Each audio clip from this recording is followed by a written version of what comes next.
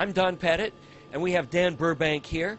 We're on the International Space Station, and we're doing a demonstration with didgeridoos and oscillation of spheres of water.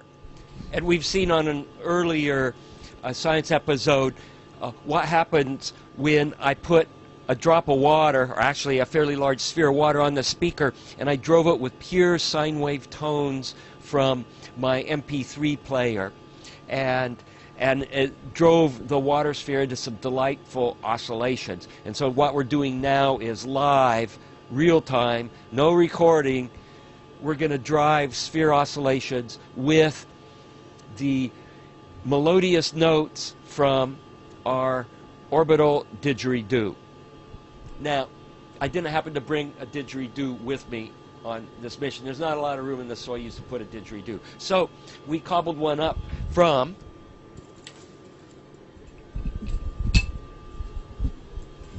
the space station vacuum cleaner hose. So I got to play the didgeridoo. I'm not really that much of a musician, and I certainly don't look like one. And you know, the kind of people that play didgeridoos, they look pretty much like musicians. And maybe I better do something so I look a little bit more like a didgeridoo player. Stand by.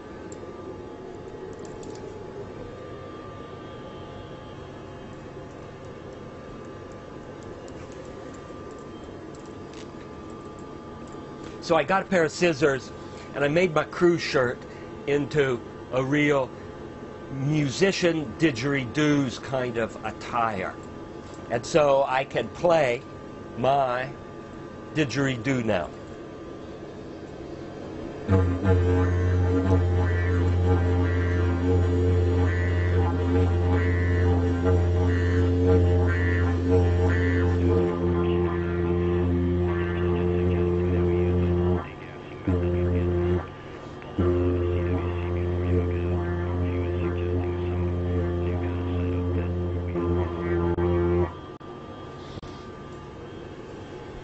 It's a good thing we have towels set up all around here to catch these flying drops.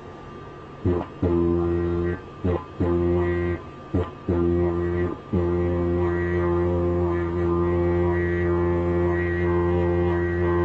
watch this now. I'm going to make these big, and they're not going to spoil off as much water now.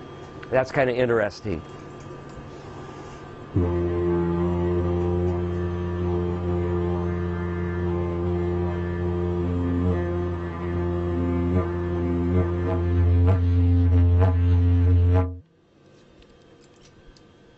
Now, let me change out the right angle adapter for the crevice tool, and let's see how it sounds.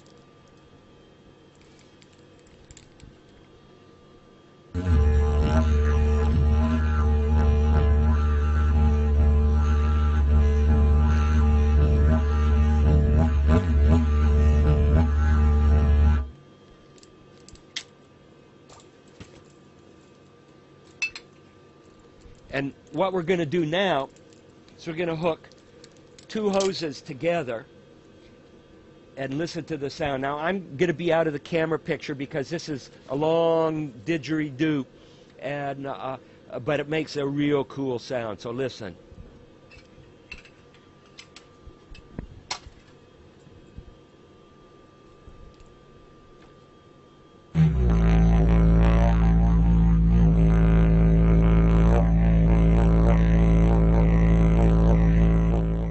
When we're all done, we can clean up space station and vacuum out all the HEPA filters that collect all the little dust bunnies and things that are generated during the course of a week's worth of activity. Any summary? So there's a lot of very interesting science going on here, and essentially what you're doing is creating resonance down the length of a hose, and the hoses are kind of tuned generally to a specific note. And if you change the outlet end of it here, you can change where the nodes are in that wave, for example. So we're hypothesizing that by putting this right angle adapter on it, that essentially you're cutting the frequency in half. and making it a higher pitch because you're essentially anchoring a node here. There'll be a node at this end, and you'll essentially have a standing wave down the length of this hose. With two hoses, and if you remove it and put the crevice tool, our thinking is that that you've now got a pitch of a tone that's about half of that, so it's a much lower tone. And then if you attach two ends of the hose or two hoses together, it's getting lower still. And so it's really interesting, and it's also very interesting to see how the size of the spheres is affected by the tone. So the spheres are tuned, and you can excite a mode in those, and it's dependent upon the tone as well. So it's an interesting mix of science, music, a little bit of culture, and a little bit of cleaning supplies on board space station. So anyways, it's always an interesting exercise to look at all the things around you and try to look at them in a different way.